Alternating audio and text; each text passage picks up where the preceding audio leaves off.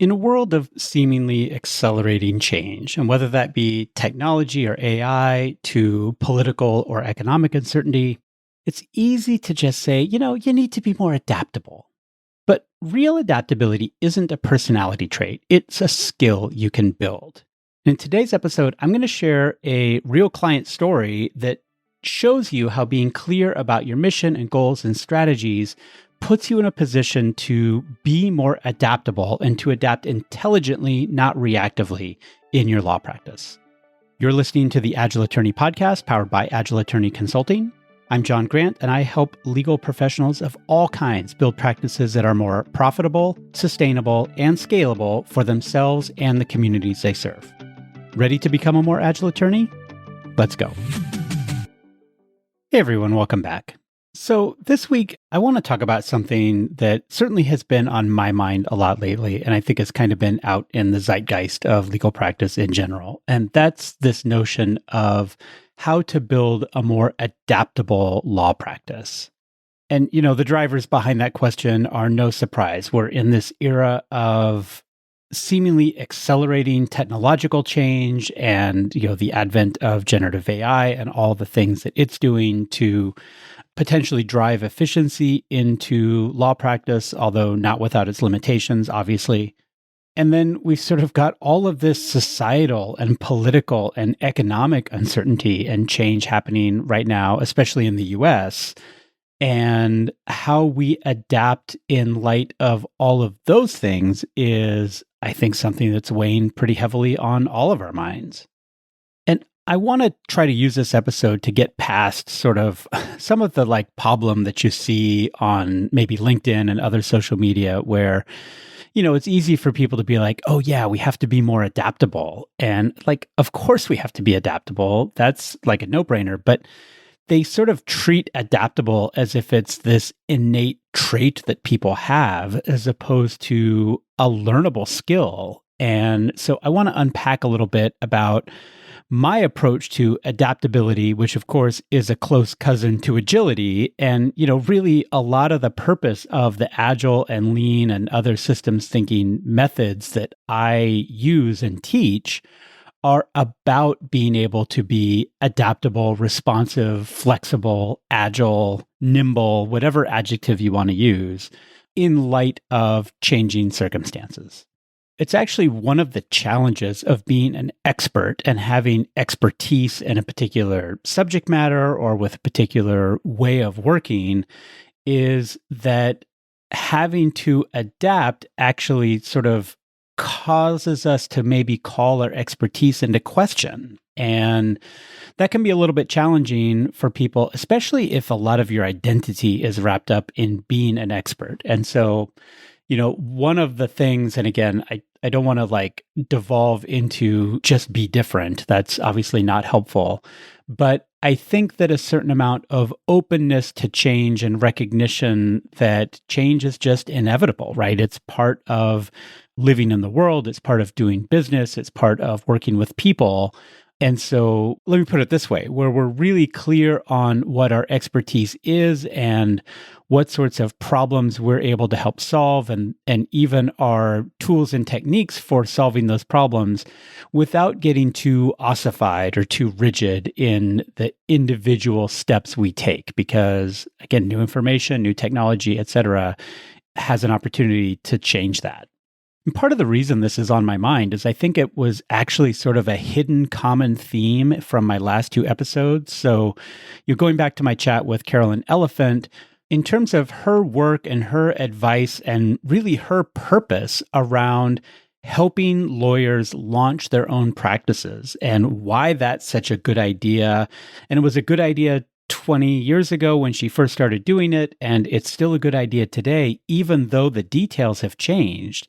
But because she's really clear on her purpose and even a lot of the strategies for how to accomplish that purpose, she's able to really adapt to new information, whether that be the use of generative AI to help setting up parts of your practice, or sort of the social, political, and other drivers that are causing attorneys to rethink their current employment or maybe having been excused from their current employment to a place where they might want to think about launching their own practice. Similarly, with Jonah Perlin, he is charged with the mission of helping first-year law students write like lawyers, but really that, as we talked about in the episode, means that they have to learn how to think differently about their writing, about their analysis, about their conclusions, being able to put that work into a format that is tailored to their audience and understands the purpose of the particular work. These are all core principles and sort of the high-level purpose that Jonah's really clear around what he's trying to accomplish through his teaching. And that then puts him in a position where he can adapt to new information. And whether that's new values of young people as they're coming up through law school, whether that's the reality that anyone that is entering his class today almost certainly had their education interrupted in some way by the pandemic. And so being able to adapt to that. And then, of course, also adapting to new technology changes, generative AI, and being able to incorporate that into his teaching and his working in an intelligent way. If I had to break it down into something maybe a little pithy, I think the difference between having that clear purpose, having clarity around your mission, your goals, and even the strategies that you are going to try to use in order to accomplish those goals and serve that mission, that's the key to being able to reflect and respond to new information as opposed to being reactive to new information, right? We don't want to be in this knee-jerk situation where we have to make a 180 in order to respond to some new thing, right? We want to be clear and intentional and make sure that we can incorporate new things in order to accomplish the goals and the mission that we already have. So this actually came up recently in the context of one of my consulting clients, and they had actually listened to my episode several weeks ago with Damien Reel from VLEX. And if you remember, Damien is one of the people that's working on the Vincent AI tool, which is a lawyer-specific AI made by VLEX, trained on the data sets that are available through Fastcase and elsewhere. And they're really trying to tune it in such a way that it doesn't have some of the problems that general purpose AIs have, that it really is sort of focusing on solving the needs of legal practitioners. And this client emailed me with a very specific question, which is, should we be adopting Vincent in our workflows right now today? And to answer that question, we kind of had to work through sort of a multi-step process. So let me give you first, I guess, a little bit of background about where this firm was when they first came to me. And then I think that'll help give you context to the strategies that we're working on to address the problems that they were having, and then how Vincent or any sort of technology tool might fit into the bigger picture. And then hopefully this will help you think about similar questions in your own law practice. So the first thing to know is this is a litigation practice, and it's actually a fairly complex litigation practice. And it's a little bit unique in the world of complex litigation in that it generally is representing individuals, and also the opposing party are also typically individuals. And the reason that's a little unusual is, usually with complex litigation, you will tend to have a business on one side or the other. And, while this isn't universally true, I think that businesses tend to be a little bit more sophisticated, or at least a little more used to some of the complexities around the legal process and the litigation process.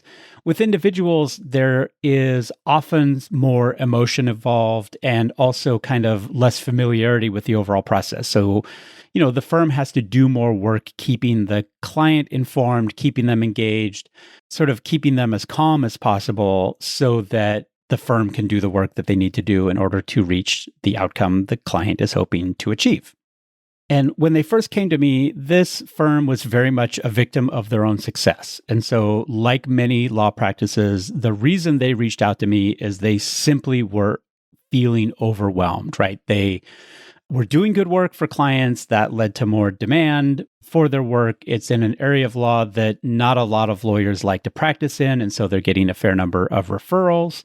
And of course, they're tempted to take those referrals, right? When you have demand, there's an instinct to say, okay, we need to take these cases. That instinct can lead to overloading your overall practice relative to its capacity. And that's something I talk about all the time on the podcast. And it was certainly true with this group. And so, in the context of my mission, right, helping practices be more profitable, sustainable, and scalable, they're certainly profitable. There's no problem there. What they weren't and are still working towards is being sustainable. And of course, if you're not sustainable, then by definition, it's not a good idea to scale. And while the firm overall was experiencing this sort of overwhelm, the sustainability problem, really, it was also clear that one of the two main lawyers in the firm, who was the subject matter expert, was also the bottleneck in the overall practice. And so that person, who was the one that asked the question, that person was the one really feeling like things were not sustainable, that they were just on the treadmill, always firefighting, always on demand, couldn't catch a breath.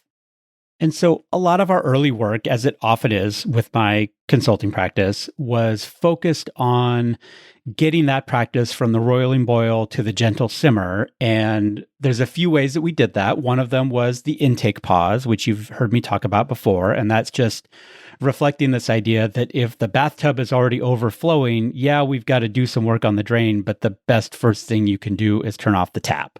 And we did do that, or at least we slowed it down considerably. And then we spent a lot of time on sort of my typical process of making the work visible and drawing really more express phases out of the overall workflow and making sure that we knew what were the stages of the work and what are we trying to accomplish in each stage? How does it work in concert with the other stages to accomplish the goals and the outcome for the client? Hey everyone, I've got a quick ask for you. I've set a goal to grow this podcast by 100 followers by June 1st. It's a relatively modest number, but I know it takes a minute to decide if you want me showing up in your feed each week. So if you're new here and this episode or any episode resonates with you, I would love it if you hit that follow or subscribe button in your podcast app of choice. And if you're already a regular, thank you. I truly appreciate your trust. If you're willing to help out, please forward your favorite episode to a friend or colleague, or maybe share it on social media, anyone who could use a more agile approach to their legal practice. Might even be this episode. Together, we can spread the word and help more lawyers build better practices. Now, one of the things we wound up doing, and again, this is actually pretty common in my work with my clients, is we introduced a stage that it existed, but it wasn't called out as a separate part of the workflow. And that is a case strategy phase.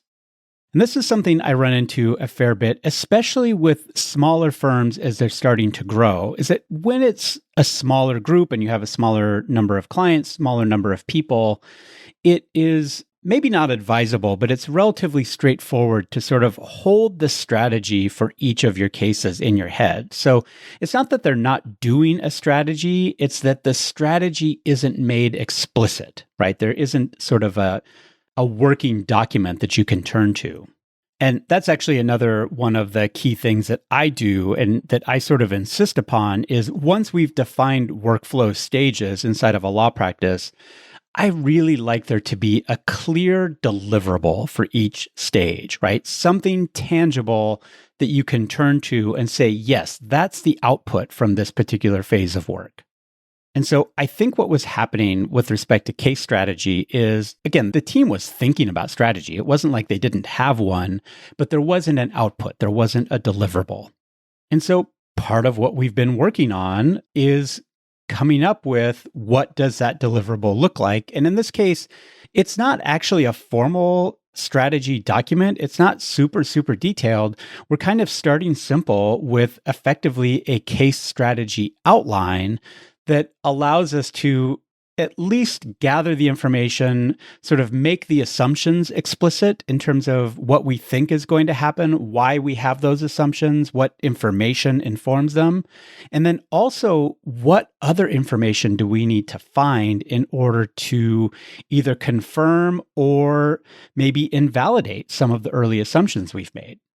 Another piece of it is being really clear about what are the goals of the client, what is the outcome they're trying to accomplish, so that we can obviously ground our assumptions and our overall case plan in achieving that outcome.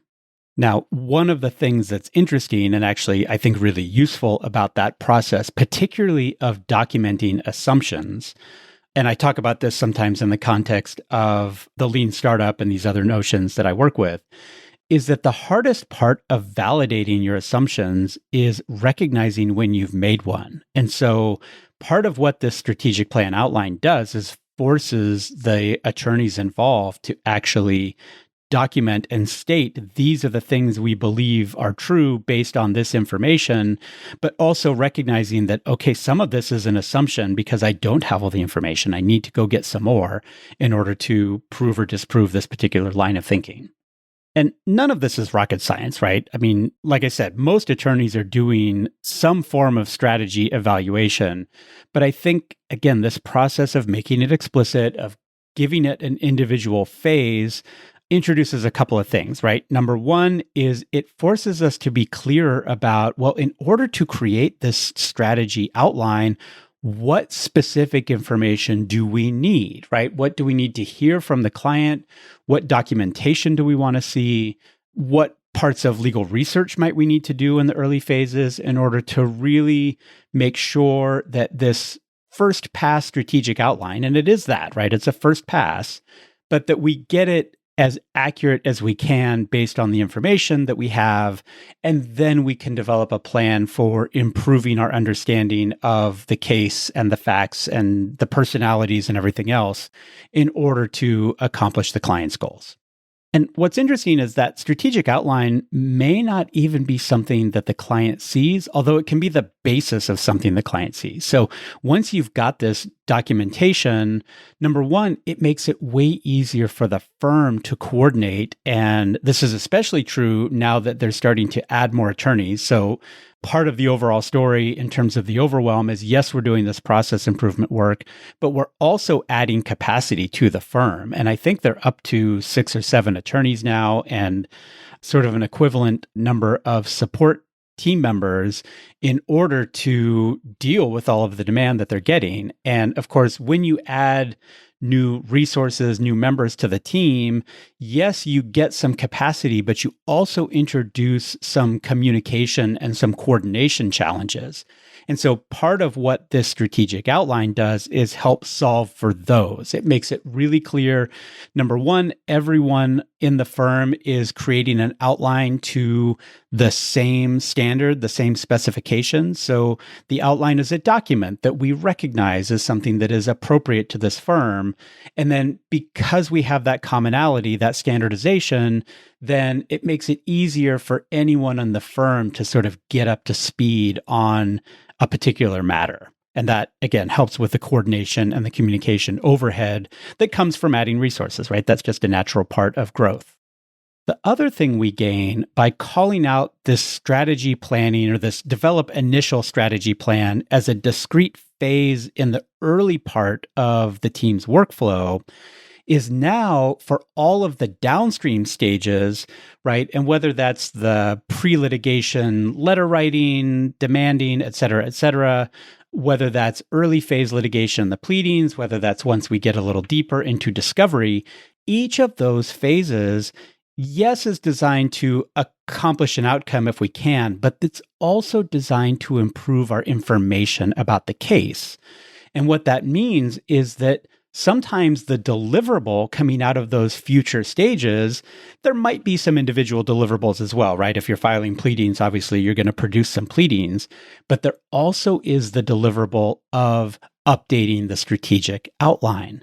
So every step along the way, we're making sure that we're taking what we've learned, feeding it back into our initial assumptions, validating, invalidating, adjusting course as we need to, so that our ability to manage the case towards the client's outcome, or even, frankly, we might learn that the client's preferred outcome is not really likely or achievable. And that's important too, right? So now we have an opportunity to loop back with the client, adjust expectations, adjust course, etc.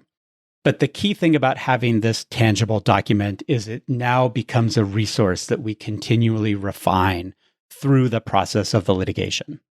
So this probably makes sense to you, right? And regardless of what your practice area is, even if it's transactional, if it's administrative, whatever happens to be, the strategy plan may be more or less complex depending on your area of practice. But I think there's a lot of value in having it, number one, making sure it is an explicit part of your process, and then also making sure that the downstream parts of your process include an adjustment to the strategy if needed, and also obviously a communication back out to the client if there's going to be an adjustment, or frankly, even back out to the client if there's going to be no adjustment, right? Here's what we learned. It's more or less what we expected. Everything is on track. That's a great client update.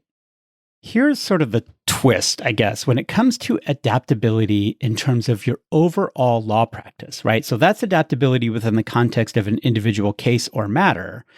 But adaptability in the context of your overall practice has to work kind of the same way. And so going back to this attorney's question, should we be adopting Vincent in our practice? The answer depends on what are the strategic goals of the practice. And I'll actually give you a little bit of an idea of what this particular practice is trying to do. So first off, one of the things we noticed, right? So the goal of the initial process improvement work was to sort of turn down the temperature, reduce the overwhelm, improve the sustainability. But it also started to make the individual matter work more efficient, right? We are maybe getting to certain outcomes a little quicker. We're reducing rework. We're eliminating some of the administrative overhead from handoffs and delays. And the problem, right, to the extent that it's a problem, but this firm is billing hourly, like most litigation practices still are. And so the risk that we're starting to encounter is that this improvement work focused on sustainability is actually starting to erode to a limited extent, but to a noticeable one, the firm's profitability. Now, the firm doesn't necessarily want to be profiting from inefficiency. I don't think most people do, but they also don't want to be reducing their profitability either. And so one of the strategic initiatives that we're working on together is to explore a phased flat fee approach to litigation, something you've heard me talk about in other episodes, to see if we can create an environment where we're creating this win-win, right? Where the client understands what they're going to have to pay, what this particular phase is going to accomplish, how it's going to make them more informed, smarter about the overall thing they're trying to accomplish. And ultimately, even for the firm to be able to sort of charge less on a flat fee basis for that phase than they might be charging on average on an hourly basis today, that's fine. But what we want to do is create a situation where the firm gets to benefit from the investment they're making in process improvement and then eventually technology implementation, so that they're not in this world where they're eroding their revenue streams because they're doing the right thing in terms of systems and workflow and efficiency. And this strategic initiative around revenue model change, pricing model change, it's not a small set of tasks, right? There's a lot that we want to do. We don't want to jump into making a bunch of changes that we don't have a good idea of what the implications of those changes are going to be. So we're taking it slow. We're being deliberate. We're running experiments. We're doing design. And we're also being intentional about all of the sort of tangential implications, right? We're going to have to change the engagement agreement. We're going to have to keep an eye on the incentivization program that is currently also built on an hours target. And, I've talked about this a little bit before too, but if you're going to be implementing flat fee or value-based pricing, you definitely don't want to be incentivizing your team members for their effort while your pricing model is rewarded by efficiency. So we've got things like that we've got to think through as well. But again, getting back to this core question, do we want to start adopting Vincent? My answer is absolutely, we want to start understanding it. And, I think it's worthwhile for this firm to probably sign up for this particular attorney to start using it. I think it costs maybe a couple $100 a month. I don't know the exact pricing, but this firm's doing pretty well. They can afford that even on an experimental basis, at least for now.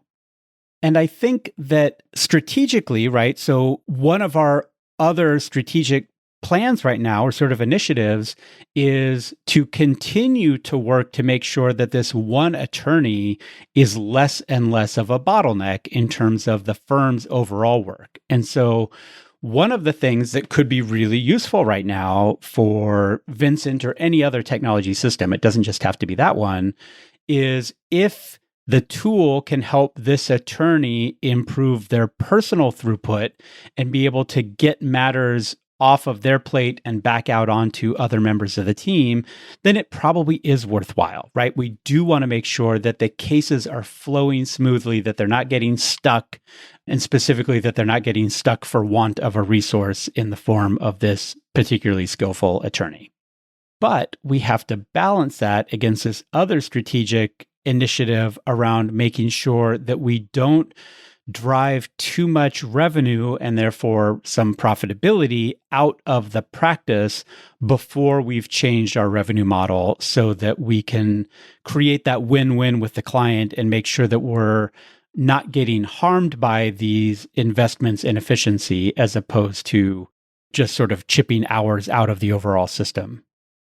So at the end of the day, and I think the direction that this attorney is going is, yeah, they're going to try out Vincent and they're going to see what happens, but we're going to also do it sort of in the form of an experiment. And we're going to make sure that we're able to, number one, understand the capabilities of the tool, but then to the extent that those capabilities are useful, we're going to adopt and use them in a way that serves the strategy of eliminating a bottleneck, but is measured enough to allow this other strategy of improving the pricing model to sort of get mature, get in place, so that we don't have a cost associated with this efficiency investment as opposed to a benefit that comes from it.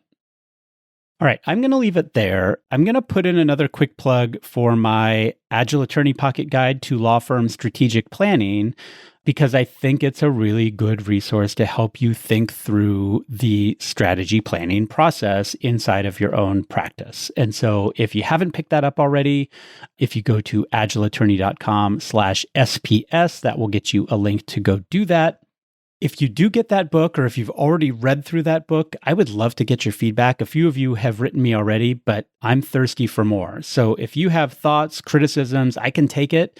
I'm in the sort of final stages of getting that thing ready to publish on Amazon, and I would love to make it as useful a resource as possible before I do that. So you can always email me, john.grant@agileattorney.com.